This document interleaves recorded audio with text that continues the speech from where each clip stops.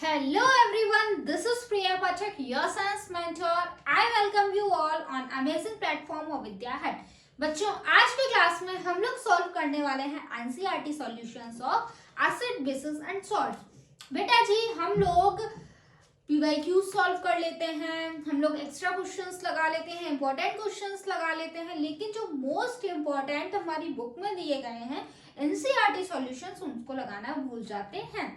तो मैं नहीं चाहती मेरे किसी भी स्टूडेंट से ऐसी गलती हो और वो ऐसा करे, तो मैं आपके लिए खुद लेकर आ गई एनसीईआरटी सॉल्यूशंस। तो आइए मेरे साथ मिलकर इसको सॉल्व करिए। तो चलिए क्वेश्चन नंबर फर्स्ट की तरफ चलते हैं और जान लेते हैं कि क्या कह रहा है क्वेश्चन नंबर फर्स्ट।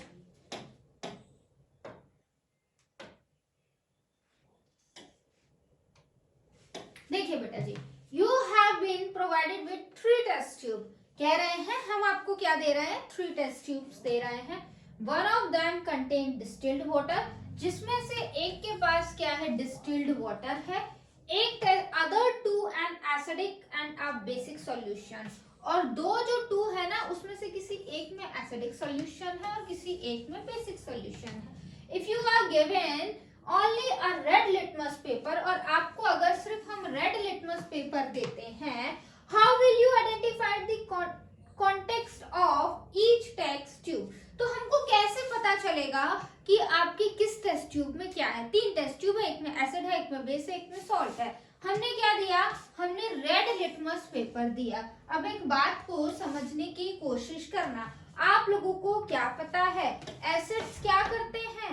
एसिड्स आपके जो होते हैं वो क्या करते हैं भाई, रेड लिटमस को किसमें कन्वर्ट कर देते हैं। Red litmus paper is an indicator of bases and can turn blue in the presence of a base. Red litmus paper क्या होते हैं, red litmus paper को अगर हम bases में डालेंगे तो वो blue हो जाते हैं, यानी कि bases turns red litmus paper into blue। तो देखिए होगा क्या, हमारे पास 3 बीकर हैं, एक बीकर ये रहा, एक बीकर ये रहा, एक बीकर ये रहा। हमने क्या किया, ए बी सी। एक बीकर में बच्चा हमने क्या किया, सबसे पहले हमने एक बीकर में रेड लिटमस पेपर डाला। ये कैसा लिटमस पेपर डाला बेटा, हमने रेड कलर का लिटमस पेपर डाला,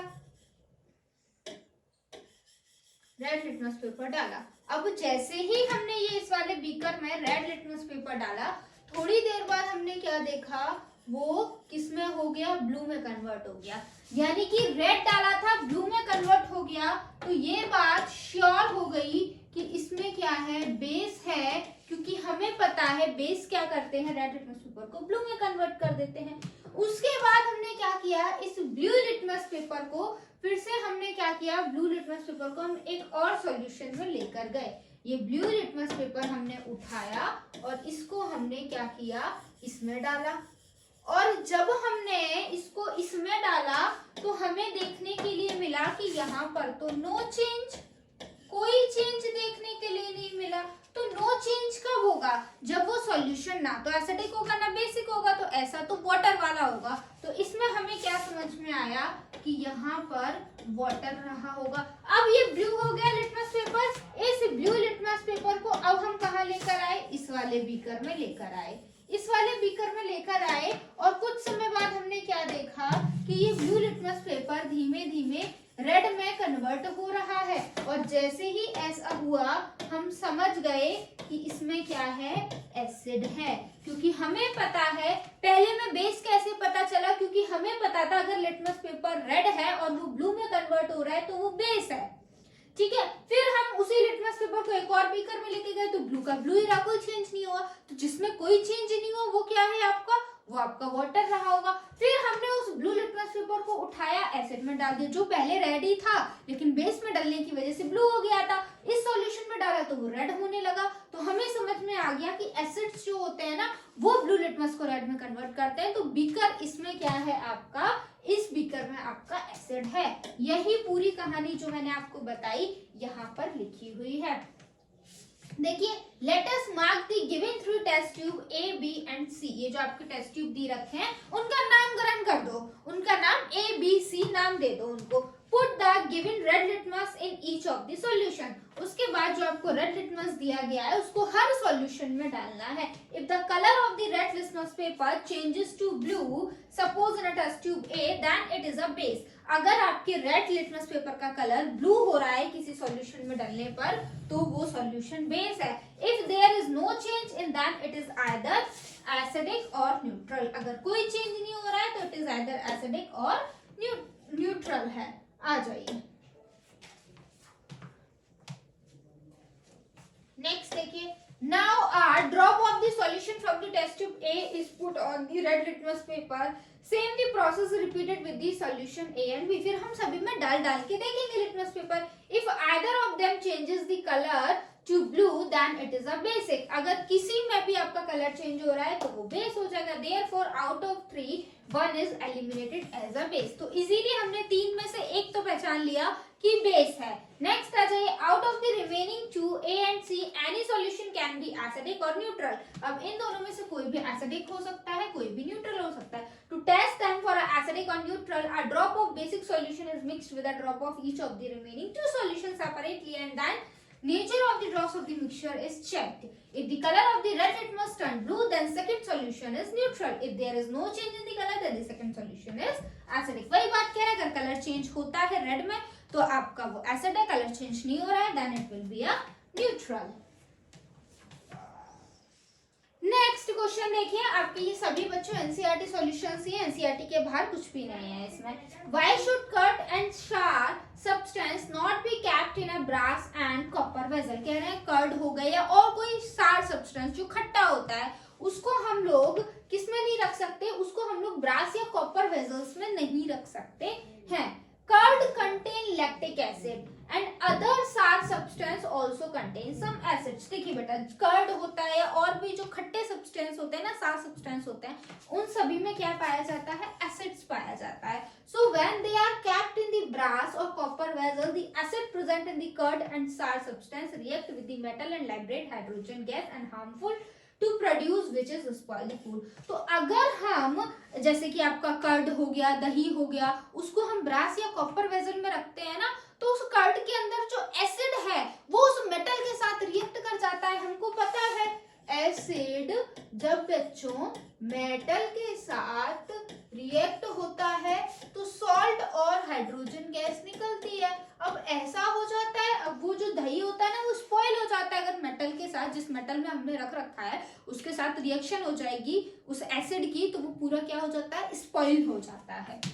ठीक है बेटा, आगे चलते हैं. नेक्स्ट देखिए क्या कह रहे हैं. Which gas is usually liberated when an acid react with a metal? कह रहे हैं कौन सी गैस ज्यादातर निकलती है जब एसिड्स मेटल के साथ रिएक्ट करते हैं. तो अभी हमने देखा हाइड्रोजन गैस इवॉल्व होती है. Illustrate with an example how will you test for the presence of this test. और हमें कैसे पता चलेगा ये टेस्ट निकली है, इसके लिए ये गैस निकली है, इसके लिए कोई टेस्ट है या नहीं है, या ऐसे ही कह रहे हैं कि हाइड्रोजन गैस निकली. तो मैंने आपको पढ़ाया है हाइड्रोजन गैस के लिए पॉपअप साउंड टेस्ट होता है.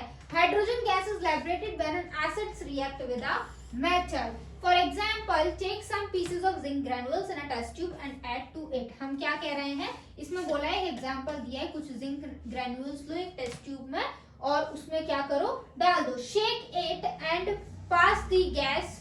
उस सॉल्यूशन में HCl डाल लो. ठीक है, एक हमने क्या लिया, मेटल ले लिया, मेटल के साथ एक एसिड ले लिया. ठीक है, इनको हमको शेक करना है and pass the gas produce into the soap solution. और वो गैस जो आपकी निकली है उसको हमें सोप सॉल्यूशन में पास कर देना है. Bubbles are form in the soap solution. और हमको क्या दिखेंगे, उस सोप सॉल्यूशन में बबल्स दिखेंगे. These soap bubbles contain hydrogen gas. क्यों दिख रहे हैं, क्योंकि उन बबल्स में हाइड्रोजन गैस है. The chemical equation of the reaction is, अभी मैं आपको केमिकल इक्वेशन दिखाती हूँ किस तरीके से होगी. ये होगी, अच्छा H2SO4 सल्फ्यूरिक एसिड लिया था मैंने, हाइड्रोक्लोरिक एसिड बोला था, इन्होंने सल्फ्यूरिक एसिड लिया है. ठीक है, H2SO4 लिया है, H2SO4 की रिएक्शन जिंक के साथ करवाइए, ZnSO4 और हाइड्रोजन गैस लाइब्रेट हो गई. टेस्ट कैसे होगा, hydrogen gas is identified by the bringing the burning candle near the soap bubbles. अगर हम इस जहां पे ये रिएक्शन चल रही है वहां पे हम अगर बर्निंग कैंडल लेकर आते हैं तो वो एक पॉपअप साउंड के साथ बर्न होगी, और वो पॉपअप साउंड यही बताता है कि हाइड्रोजन गैस लिबरेट हुई है, क्योंकि वो साउंड तभी प्रोड्यूस होगा बेटा जब वहां पर हाइड्रोजन गैस होगी। बात समझे या नहीं समझे? आगे आ जाइए, क्या कह रहे हैं। Metal compound react with dilute hydrochloric acid. कोई मेटल कंपाउंड है, वो किसके साथ रिएक्ट कर रहा है? डाइल्यूट हाइड्रोक्लोरिक एसिड के साथ रिएक्ट कर रहा है to produce effervescence. The gas evolve extinguishes a burning candle. और ये जो गैस इस रिएक्शन में इवॉल्व हो रही है उसको हम लोग इस्तेमाल करते हैं आग को बुझाने के लिए। Right a balance chemical equation for the reaction if one of the compound form is calcium chloride. हमको एक केमिकल रिएक्शन लिखनी है जिसमें ये भी बताया गया है कि एक जो नया कंपाउंड बन रहा है ना, वो कैल्शियम क्लोराइड बन रहा है। देखिए क्या लिखा हुआ है, calcium carbonate is a metal compound. Metal compound क्या लिया है हमने? कैल्शियम कार्बोनेट लिया है, that reacts with dilute hydrochloric acid to produce calcium chloride. अब जैसा कि इन्होंने बोला है कि कैल्शियम क्लोराइड प्रोड्यूस हो रहा है, तो ये बात नोन होती है कि हमने क्या लिया होगा? कैल्शियम कार्बोनेट ही बेटा मेरा लिया होगा। Carbon dioxide and water. Carbon dioxide produce has the ability to extinguish burning candle as it will remove the oxygen supply. Carbon dioxide gas evolve होगी क्योंकि हमने पता है भाई कार्बन डाइऑक्साइड एक ऐसी गैस है जो आग को बुझाने के काम आती है, क्योंकि वो ऑक्सीजन सप्लाई को बंद कर देती है। ये आपकी केमिकल इक्वेशन दी गई है, CaCO3 कैल्शियम कार्बोनेट HCl के साथ रिएक्ट किया, CaCl2 और कार्बन डाइऑक्साइड और वाटर आपके रिलीज हो गए। आई थिंक सो क्वेश्चन समझ में आया होगा, एकदम छोटू सा प्यारा सा क्वेश्चन था। Why does an aqueous solution of an acid conduct electricity? Aqueous solution होता है जो एसिड्स का, वो इलेक्ट्रिसिटी को कंडक्ट क्यों कर लेता है? इलेक्ट्रिसिटी देखो, इलेक्ट्रिसिटी वही होगी जहां आयंस होंगे, तो ऑफ कोर्स सी बात है एक्वस सॉल्यूशन ऑफ एसिड में क्या पाए जाते हैं? H+ आयंस पाए जाते हैं, और उन आयंस की प्रेजेंस की वजह से HCl जो होता है या फिर कोई भी एसिड जो होता है वो इलेक्ट्रिसिटी को कंडक्ट करा लेता है। Acids have the tendency to dissociate into the hydronium ions और हाइड्रोजन आयन। एसिड्स के पास ये टेंडेंसी होती है कि एसिड्स जैसे ही एक्वस सॉल्यूशन में जाता है तो H3 पॉजिटिव हाइड्रोनियम आयन या H पॉजिटिव आयंस में टूट जाता है। Due to movement of these ion the solution can conduct electricity. अब जैसे ही एक्वस सॉल्यूशन में गया, टूट गया, तो इन आयंस का मूवमेंट होता है, और इन आयंस के मूवमेंट की वजह से एसिड्स क्या करते हैं? इलेक्ट्रिसिटी को बेटा मेरा कंडक्ट करा लेते हैं। समझ में आई बात? क्लियर हो गया? आगे चलें, नेक्स्ट देखिए। Why does dry HCl gas not change the color of the dry litmus paper? कह रहे हैं dry HCl gas dry litmus paper का कलर चेंज क्यों नहीं कर पाती है? ये बात बेटा मैं आप लोगों को बता कर थक गई हूँ कि एसिड अपनी एसिडिक प्रॉपर्टी तभी शो करेगा जब वहां पे थोड़ा बहुत पानी होगा, हल्का सा मॉइस्चर होना जरूरी है। अगर पानी नहीं होगा तो एसिड अपनी एसिडिक प्रॉपर्टी शो नहीं करेगा।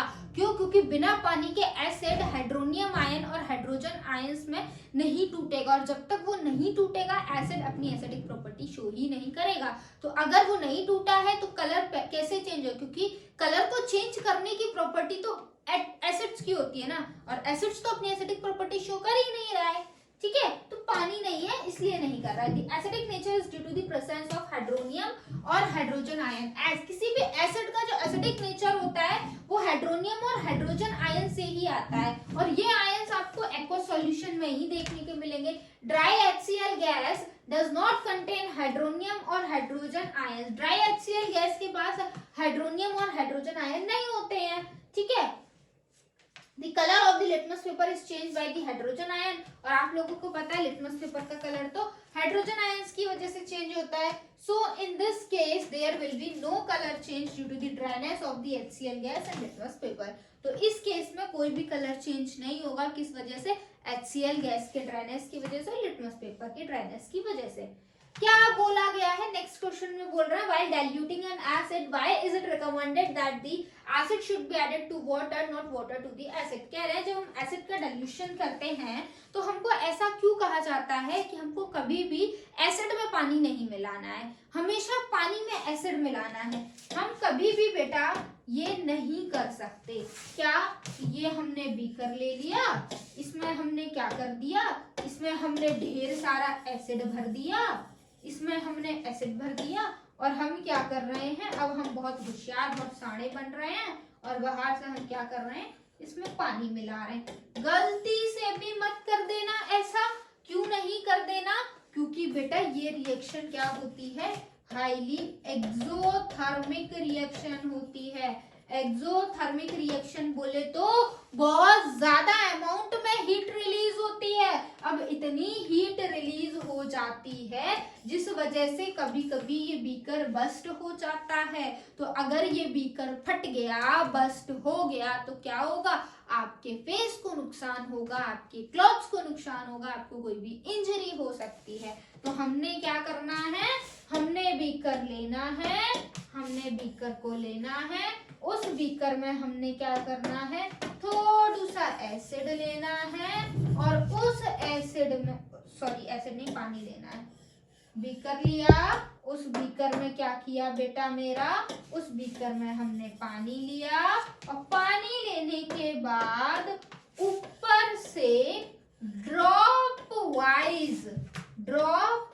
वाइज क्या करना है, एसिड डालना है और कंटिन्यूअसली स्टर करते रहना है ताकि हीट अचानक से बहुत ज्यादा ना बढ़ जाए और आपका जो बीकर है वो बस्ट ना हो जाए। It is always recommended that ashes should be added to water in order to dilute the acid because the process of dissolving an acid in water is an exothermic process that releases a heat. Right? ये क्या है, एक exothermic process है। If water is added to the acid, then a large amount of heat is generated due to the mixture spills out and cause the burns and injuries that may cause accident. अगर हम ऐसा करते हैं तो accident हो सकता है भैया, आपको तकलीफ हो सकती है। नेक्स्ट आइए, how is the concentration of hydronium ion affects the affected when a solution of an acid is diluted। क्या कह रहे हैं, अगर हम किसी भी सॉल्यूशन को डाइल्यूटेड कर रहे हैं तो हाइड्रोनियम आयन कंसंट्रेशन किस तरीके से अफेक्ट होगा। देखिए बेटा, कोई भी एसिड बहुत ज्यादा एसिडिक तब होगा जब उसमें बहुत सारे हाइड्रोनियम आयन होंगे। अब हम उसमें पानी मिला रहे हैं यानी कि हाइड्रोनियम आयन को कम कर रहे हैं, उसकी एसिडिक प्रॉपर्टी को कम कर रहे हैं। When solution of N acid is diluted, then water is added to that solution. Dilution result in the concentration, decrease in the concentration of hydrogen ion per unit volume to get the decrease and thus the strength of the acid also decrease. Hydronium ion की concentration भी decrease हो रही है, acid की strength भी decrease हो रही है। आगे आ जाइए। नेक्स्ट क्या कह रहे हैं, You have two solutions A and B। आपके पास दो सॉल्यूशन है A और B जिनका नाम है। The pH of the solution A is 6। A solution का जो pH है वो 6 है, that means acidic है, and pH of the solution B is 8 यानी कि बेसिक है। Which solution has the more hydrogen ion? किसके पास ज्यादा हाइड्रोजन आयन कंसंट्रेशन होंगे, नॉर्मल सी बात है, एसिडिक सॉल्यूशन के पास ज्यादा हाइड्रोजन आयन कंसंट्रेशन होंगे। Which of these is acidic and which one is basic? ये तो मैंने आपको पहले ही बता दिया, क्योंकि आपको एक कहानी पता होना चाहिए कि जितना पीएच होता है, क्या पीएच वैल्यू डायरेक्टली प्रोपोर्शनल होती है बेसिक के साथ, और पीएच जो होता है वो इनवर्सली प्रोपोर्शनल होता है एसिड के साथ। तो किसी की अगर पीएच वैल्यू ज्यादा है यानी कि वो बेसिक है, किसी की पीएच वैल्यू कम है यानी कि वो एसिड है। सिंपल फंडा है। The pH less than the 7 indicates an acidic solution। ठीक है, अगर किसी का pH 7 से कम है इसका मतलब है solution acidic है, pH अगर ज्यादा है इसका मतलब है solution basic है। Therefore pH is equals to 6 will be acidic, और इसके पास ज्यादा हाइड्रोजन आयन होंगे क्योंकि जो एसिडिक होगा उसके पास ज्यादा हाइड्रोजन आयन होंगे, राइट। और pH 8 जो होगा ये बेसिक होगा, इसके पास ज्यादा हाइड्रोक्साइड आयन होंगे। आपको पता है ना, एसिड्स के पास H+ आयन ज्यादा होते हैं, बेसिस के साथ OH नेगेटिव आयंस ज्यादा होते हैं, तो इसमें H+ आयन पूछे थे। नेक्स्ट क्या कह रहे हैं, what effect does N concentration of ions have on the nature of the solution. Hydrogen ion का कंसंट्रेशन किस तरीके से आपका इफेक्ट करता है नेचर ऑफ द सॉल्यूशन। तो ये बात भी अभी हमने करी, when the hydrogen ion concentration increases the solution became more acidic. जितना ज्यादा हाइड्रोजन आयन कंसंट्रेशन उतना ज्यादा एसिडिक सॉल्यूशन, और while a decrease of hydrogen ion solution make the solution less acidic। और अगर हाइड्रोजन आयन क्या करते हैं, डिक्रीज हो जाते हैं, तो सॉल्यूशन लेस एसिडिक हो जाएगा यानी कि बेसिसिटी बढ़ जाएगी। एसिडिक नेचर कम हो रहा है यानी कि बेसिक नेचर बढ़ रहा होगा, right. Do basic solution also have ions, if yes then why are these basic. Okay, क्या कह रहे हैं, क्या बेसिक सॉल्यूशन के पास भी H+ आयंस होते हैं, और अगर होते हैं तो हम उनको बेस क्यों बुलाते हैं। उनको हम एसिड्स क्यों नहीं बुला देते? होते हैं, लेकिन बेसिस के पास OH negative ions as compare to H positive ions ज्यादा होते हैं, जो कि बेस के बेसिक नेचर के लिए रिस्पॉन्सिबल होते हैं। उसी तरीके से ऐसा नहीं है कि एसिड्स के पास सिर्फ H प्लस आयंस होते हैं, एसिड्स के पास OH नेगेटिव आयंस भी होते हैं, लेकिन as compare to H plus ions acids के पास OH नेगेटिव आयंस कम होते हैं। वही बात है, अगर सॉल्यूशन एसिडिक नहीं होगा तो वो बेसिक होगा, right? Yes, the basic solution also contains ions, hydrogen ions. However, their concentration is less as compared to the concentration of hydroxide ions. लेकिन उनका concentration क्या होता है? कम होता है, ठीक है? That makes the solution basic, जिसकी वजह से उनका solution basic हो जाता है। आगे आ जाइए। Under what soil conditions do you think a farmer would treat the soil of his field with quicklime, calcium oxide और स्लेक लाइम और चॉक? ठीक है, कह रहे हैं कि कब फार्मर्स जो होते हैं वो अपनी सॉइल में क्विक लाइम, स्लेक लाइम या कैल्शियम कार्बोनेट का इस्तेमाल करते हैं। तो बेटा ये सभी क्या है? ये सभी आपके बेसिस हैं, ये सभी बेसिस हैं। और कोई फार्मर अगर अपनी सॉइल में बेस डाल रहा है, यानी कि उसकी सॉइल बहुत ज्यादा एसिडिक हो गई है, तो वो उस एसिड के इफेक्ट को न्यूट्रलाइज करना चाहता है, इसलिए वो उसमें क्या मिला रहा है? बेस मिला रहा है, ठीक है? क्विक लाइम, स्लेक लाइम और calcium carbonate considered as a good base. If the soil is acidic which is improper for cultivation, अगर सॉइल एसिडिक हो जाती है, जो कि नहीं होनी चाहिए, अगर एसिडिक हो जाएगी तो कल्टीवेशन अच्छा नहीं होगा, then to increase the basicity of soil the farmer would treat the soil with these compounds। तो उसकी बेसिक करने के लिए या फिर उसको न्यूट्रलाइज करने के लिए फार्मर इन कंपाउंड्स का इस्तेमाल करता है। What is the common name of the compound CaOCl2? क्या नाम है भाई कंपाउंड का? ब्लीचिंग पाउडर होता है, बड़ी बार हम पढ़ चुके हैं। Name the substance which on treatment with chlorine yield the bleaching powder. Okay, कौन सा सब्सटेंस है जिसको अगर हम क्लोरीन से ट्रीट करते हैं तो वो ब्लीचिंग पाउडर हमको देता है? तो कैल्शियम हाइड्रोक्साइड से अगर हम क्लोरीन पास करा देते हैं, कुछ ऐसी सी रिएक्शन होती है। कैल्शियम हाइड्रोक्साइड से अगर हम क्लोरीन पास करा देते हैं तो हमको ब्लीचिंग पाउडर मिल जाता है CaOCl2। हमने प्रिपरेशन पढ़ी हुई है। आगे चलें। What will happen if a solution of a sodium hydrogen carbonate is heated? कह रहे हैं क्या होगा अगर हम सोडियम हाइड्रोजन कार्बोनेट के सॉल्यूशन को हीट कर दें? तो अगर हीट करोगे तो सोडियम कार्बोनेट मिल जाएगा। ये ज्यादा बेसिक होता है, ये थोड़ा कम बेसिक होता है। When a solution of a sodium hydrogen carbonate or sodium hydrogen carbonate is heated, then sodium carbonate and water are formed। ठीक है, और कार्बन डाइऑक्साइड गैस निकलेगी। ये आपकी इक्वेशन लिखी है। Write an equation to show the reaction between plaster of Paris and water। Water और plaster of Paris के बीच में हमको रिएक्शन लिखनी थी। तो प्लास्टर ऑफ पेरिस का बेटा फॉर्मूला होता है CaSO4 हाफ H2O, और इसमें हम क्या मिला रहे हैं? वाटर मिला रहे हैं। वाटर मिलाएंगे तो क्या मिल जाएगा? हमको जिप्सम मिल जाएगा। ये रिएक्शन आप लोगों को पता है रिवर्सिबल होती है। अगर हम जिप्सम को हीट कर देंगे तो हमको फिर से क्या मिल जाएगा? प्लास्टर ऑफ पेरिस मिल जाएगा। A solution turns red litmus blue. Its pH is likely to be। कोई सॉल्यूशन है वो अगर आपका क्या कर रहा है? रेड लिटमस को ब्लू में कन्वर्ट कर रहा है। रेड लिटमस को ब्लू में कन्वर्ट कर रहा है, दैट मींस वो सॉल्यूशन कैसा है? बेसिक सॉल्यूशन है, राइट? बेसिस का ये प्रॉपर्टी होती है जो कि रेड लिटमस को ब्लू में कन्वर्ट होते हैं। तो इसमें से करेक्ट आंसर क्या होगा? ये तीनों ही आपके एसिड्स हैं। Correct answer option number D, bases ही ऐसा करते हैं। आ जाइए। A solution react with crushed eggshell। एक सॉल्यूशन है वो crushed eggshell के साथ रिएक्ट कर रहा है to give a hydrogen। Okay, hydrogen gas निकल रही है that turns the lime water milky, जिसकी वजह से लाइम वाटर मिल्की हो रहा है। तो हमने सॉल्यूशन बताना है कौन सा है। तो सॉल्यूशन है भाई HCl। The solution contain HCl which reacts with the crushed egg। HCl जब रिएक्ट करेगा crushed egg के साथ तो ये क्या देगा?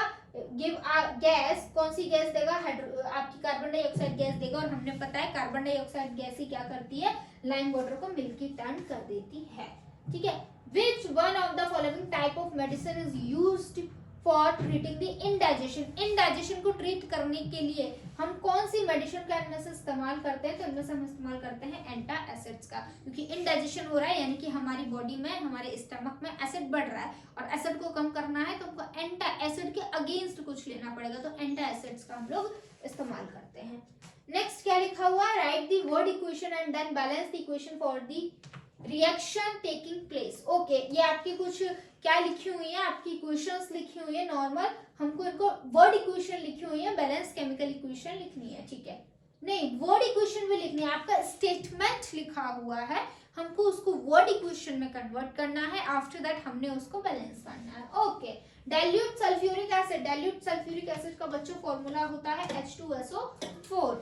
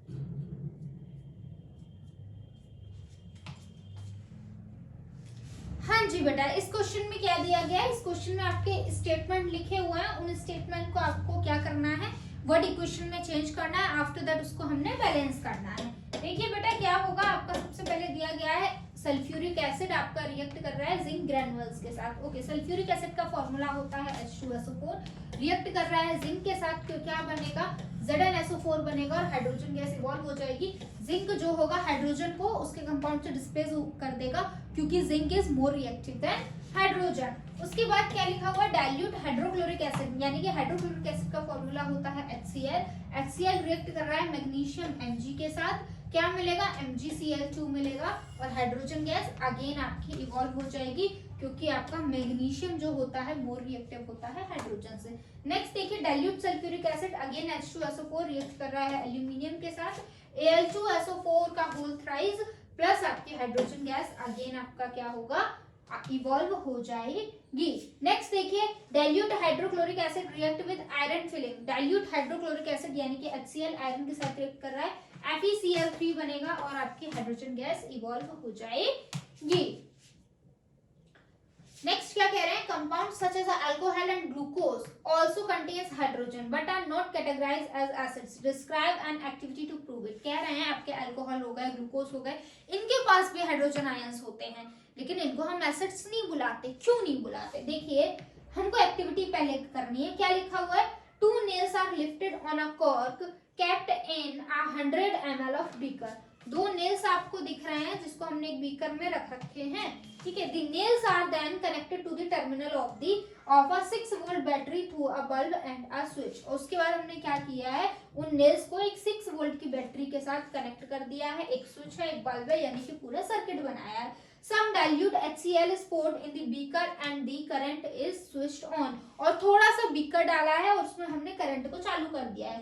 The same experiment is then performed with the glucose and solution and alcohol solution। और यही सेम हमने एक्सपेरिमेंट ग्लूकोज और अल्कोहल के साथ भी किया है। Observation: the bulb glow in the HCl solution and does not glow in the glucose or the alcohol solution। जो बल्ब होगा ना आपका, वो आपका HCl सॉल्यूशन का तो जलेगा, लेकिन ग्लूकोज और इसका नहीं जलेगा। क्यों नहीं जला, सर्किट तो कंप्लीट था वहां पर भी, इसलिए नहीं जला क्योंकि HCl के पास H+ आयंस होते हैं। HCl एसिड है, तो एसिड की प्रॉपर्टी होती है कि वो पानी में जाते ही आपका डिसोसिएट हो जाता है हाइड्रोनियम और हाइड्रोजन आयंस में, लेकिन ये तो एसिड्स नहीं है, तो ये आपकी डिसोसिएट नहीं होंगे। अब आयंस नहीं है तो इलेक्ट्रिसिटी कैसे कंडक्ट हो जाएगी, राइट बच्चों।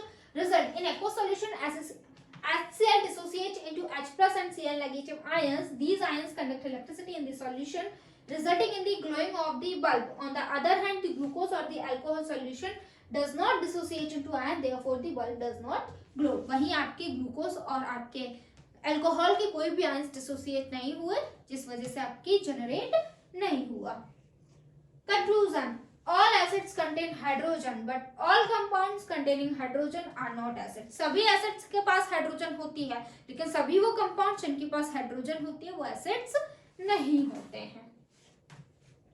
नेक्स्ट देखिए, why does distilled water not conduct electricity whereas rain water does? distilled water electricity को conduct नहीं करता है, लेकिन rain water कर देता है. distilled water is a pure form of water which is free from ionic species. distilled water जो होता है, जो pure form of water होता है, जिसमें कोई भी ionic species नहीं देखी जाती है. therefore it does not conduct electricity.